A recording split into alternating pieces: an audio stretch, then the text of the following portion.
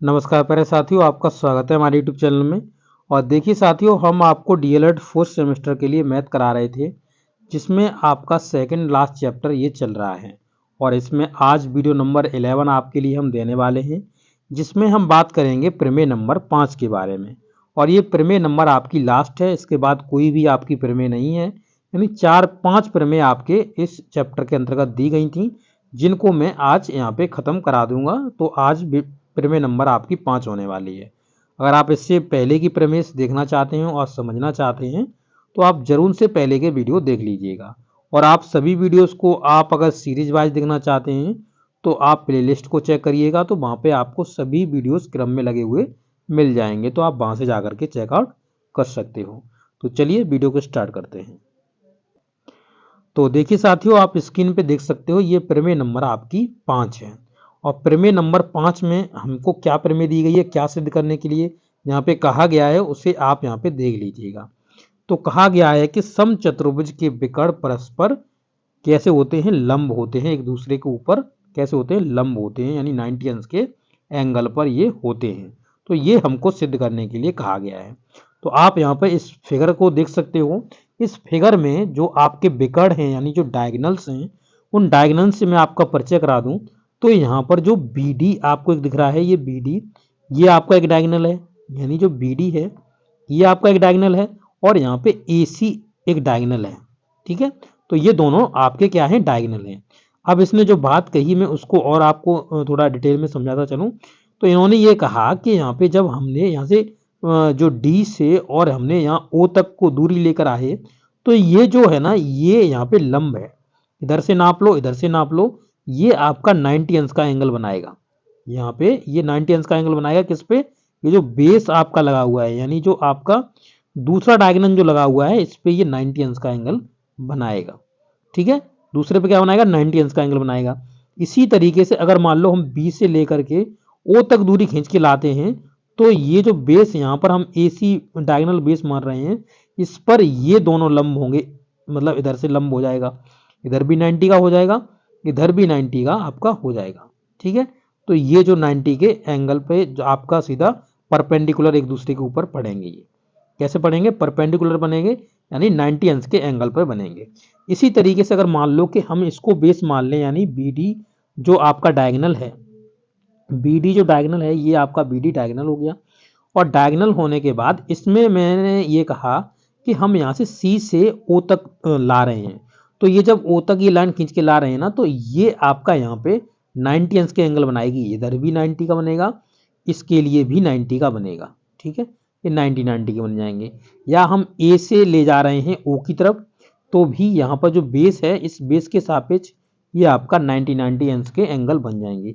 यानी जो इसके डायगोनल्स होते हैं, वो एक दूसरे को 90 अंश के एंगल पर काटते हैं।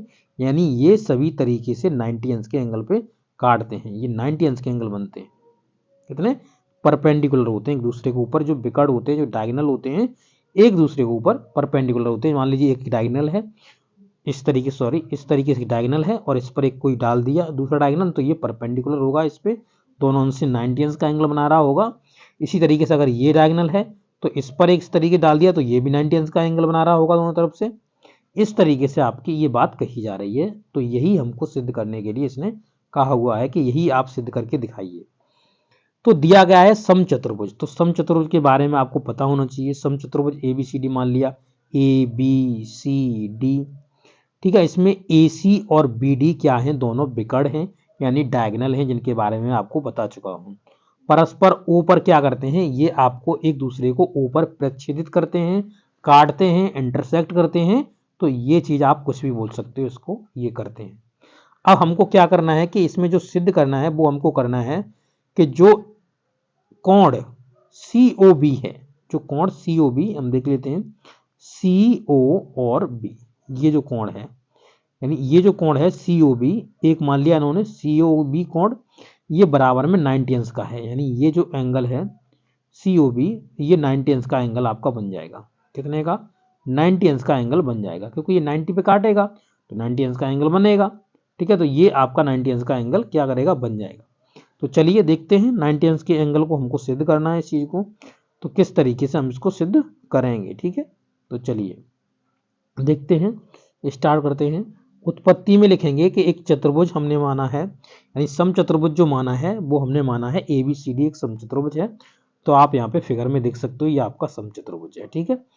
अब यहाँ पर कहा गया है कि यहाँ पे जो AB है बराबर में BC है, यानी जो AB की जो लेंथ है बराबर में BC की लेंथ के बराबर है। देखिए समचतुर्भुज की हर एक भुजा बराबर होती है, ये चीज पहले से जान लीजिए। तो वही चीज इन्होंने लिखा हुआ है, AB बराबर BC बराबर CD और CD बराबर इसी में लिख सकते हैं आप AD या DC।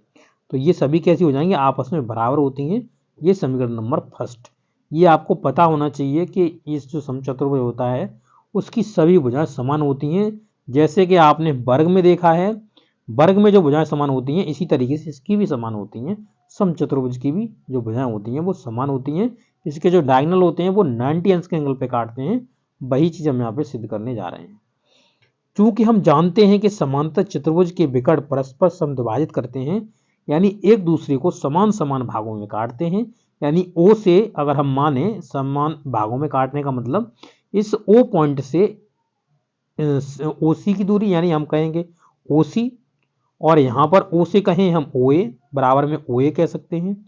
ये हो गया आपका। इसी तरीके से हम O से B तक की दूरी को कहें तो OB कह सकते हैं इसको, और बराबर में इसके हम OD लिख सकते हैं, यानी O से D तक की लिख सकते हैं। यानी एक दूसरे को क्या करते हैं, ये परस्पर क्या करते हैं, समद्विभाजित करते हैं, यानी समान दो भागों में ये बांट देते हैं, काट देते हैं। तो वही चीज यहाँ पे आप देख सकते हो लिखा हुआ है, यानी BO बराबर OD एवं AO बराबर में OC। तो यही दूसरा समीकरण इन्होंने बना लिया है, ठीक है। तो दोनों समीकरण बन गए आपके, यानी जो भुजाएं और आपके जो डायगोनल्स एक दूसरे को समद्विभाजित करें उनसे इन्होंने दो यहाँ पर समीकरण बना लिए।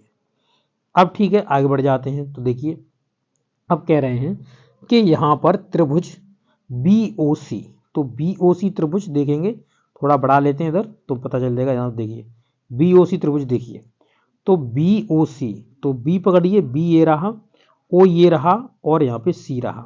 तो ये आपका एक त्रिभुज, ये वाला BOC, एक त्रिभुज आपका BOC। दूसरे त्रिभुज में बात करेंगे, दूसरे क्या कह रहा है, तो देखिए इसको दूसरे में कह रहा है कि त्रिभुज DOB, तो DOB बनाइए, DO और आपका DOC, तो DOC ये वाला त्रिभुज आपका DOC। ये दोनों त्रिभुज की बात करा, तो दोनों त्रिभुज की बात करेगा तभी 90 अंश का एंगल पड़ेगा। यानी ये जो इधर की साइड पे 90 अंश का डाल दे या इधर 90 अंश का डाल दे, तो ये 90 अंश का इधर वाले की बात कर रहा है, ठीक है। तो DOC ये आपके हो गए, दोनों की बात कर ली। मैं क्या आप इनमें दोनों में देखेंगे तो BO बराबर में OD है। तो BO देखो कहाँ है, यानी B से O तक की दूरी, ये आपकी दूरी हो गई। तो ठीक है, इसको मैंने आपको बताया ही था कि B से O तक की जो दूरी है ये आपकी दूरी, और इसके बाद O से D तक की दूरी ये कैसी है, आपस में बराबर हैं दोनों, यानी ये दूरी और ये दूरी आपस में कैसी हैं, बराबर हैं। तो वही चीज यहाँ पे लिखी हुई है कि ये दोनों आपस में बराबर हैं, ठीक है। इसके बाद इन्होंने कहा है कि BC बराबर में DC है। तो BC देखो, तो B और C की दूरी ये वाली दूरी और DC की दूरी कैसी है, बराबर है, क्योंकि ये दोनों भुजाएं हैं। तो भुजाएं बराबर हैं आपस में, तो ये बराबर इनको भी कर दिया, ठीक है। अब आप देखेंगे तो OC बराबर OC, यानी OC जो आपकी है वो आपकी दोनों में कॉमन है, यानी O और C वाली ये जो दूरी है ये दोनों में कॉमन है, दोनों त्रिभुजों के बीच में ये क्या है, ये कॉमन है। तो कॉमन भी ले लिया, ठीक है, ओवेनिस्ट। यानी सभी भुजाएं कैसी हो गई, इसकी साइड साइड साइड तीनों चीजें इसकी मिल गई। तो इसके बाद ये आपका सर्वांग सम बन गया, यानी ये जो त्रिभुज है आपका वो कैसा बन गया, सर्वांग सम दोनों त्रिभुज बन गए। यानी BOC बराबर में आपका DOC ये कैसे हो गए, सर्वांग सम त्रिभुज आपके हो गए, ठीक है, यानी समान हो गए। तो अब आप यहाँ पे देखेंगे लिखा हुआ है BOC बराबर में DOC एक सर्वांग सम हो गए, और BOC बराबर में DOC इन दोनों को लिख सकते हो, बराबर लिख सकते हो। और बराबर लिखने के बाद आप यहाँ पे लिख सकते हो क्या, किंतु यहाँ पे जो BOC प्लस DOC है दोनों को 90 अंश का हम बना सकते हैं। क्यों 90 अंश का बना सकते हैं, क्योंकि अगर आप देखेंगे तो यहाँ पर ये वाला जो एंगल है और ये एंगल है दोनों को जोड़ के 90 और 90 180 का हो जाएगा। तो 180 का इन्होंने कर दिया। 180 के बाद आप यहाँ पे जब दोनों बराबर हैं तो बराबर रख सकते हो उनको, यानी कि आप कोण BOC बराबर में कोण DOC बराबर में 90 अंश के रख सकते हो, तो दोनों 90 अंश के ही हैं, तो यहाँ पे BOC भी आप 90 अंश का लिख सकते हो। ठीक है, तो इस तरीके से आप इसको सिद्ध कर सकते हो। ये हो गया आपका एक सिद्धम। तो ये आपके 90 अंश के होते हैं। इनमें आपको कुछ याद ना रहे तो इतना जरूर याद रहे, इसकी प्रॉपर्टी जरूर याद रहे कि आपका जो समचतुर्भुज है, इसके जो भुजाएं होती हैं सभी समान होती हैं, इसके जो विकर्ण होते हैं 90 अंश के एंगल पर काटते हैं। तो इस तरीके से ये प्रॉपर्टीज आपको जरूर से पता रहनी चाहिए। तो ये प्रॉपर्टीज आपके क्वेश्चन सॉल्व जब होते हैं तो उनमें आपकी बहुत सहायता करती हैं। तो देखिए अब आपकी एक्सरसाइज के क्वेश्चंस आ गए, और एक्सरसाइज के क्वेश्चन में कुछ नहीं है, यही आपकी प्रेमिस सिद्ध करने के लिए इसने कहा हुआ है। तो यहाँ पे समचतुर्भुज कितने प्रकार के होते हैं ये मैं आपको बता चुका हूँ। आपके यहाँ पे समांतर चतुर्भुज के सम्मुख कोण बराबर होते हैं, ये आपको प्रमेय कराई चुका हूँ, ये आपकी आ चुकी है प्रमेय पहले से ही।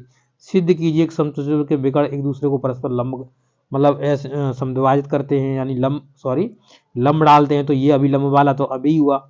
इसके देखिए सिद्ध कीजिए कि वर्ग के विकर्ण एक दूसरे को परस्पर लंब डालते हैं, वर्ग के जो विकर्ण होते हैं। तो ये भी आपका सेम टू सेम ही है, इसमें कुछ है ही नहीं। अब देखिए यहाँ पे लिखा हुआ है समचतुर्भुज, देखिए चतुर्भुज की रचना कीजिए जिसमें एक 75 अंश का कोण होता है, ये आपका क्वेश्चन है। तो ये क्वेश्चन आपको करा दिया जाएगा। तो यहाँ पे जो क्वेश्चन हो चुके हैं उनको मैं नहीं कराऊंगा, और ये जो क्वेश्चन एक दो हैं नए वो मैं जरूर करा दूंगा। तो ये प्रमेय आपको कैसा लगा है, आपको समझ में आया, किस तरीके से, आपको कोई दिक्कत तो नहीं हुई, आप जरूर से बताइएगा, प्रैक्टिस कर लीजिएगा। और ये प्रमेय तो आपको बहुत कम पूछा जाएगा पेपरों में, परंतु आपको यहाँ से जो कॉन्सेप्ट बन जा रहे हैं आपके, वो आपको एग्जाम में जरूर से काम आएंगे। ओके, तो ये वीडियो आपको कैसा लगा है, अच्छा लगा तो जरूर से अपने दोस्तों के साथ शेयर कर दीजिएगा। Okay, thank you.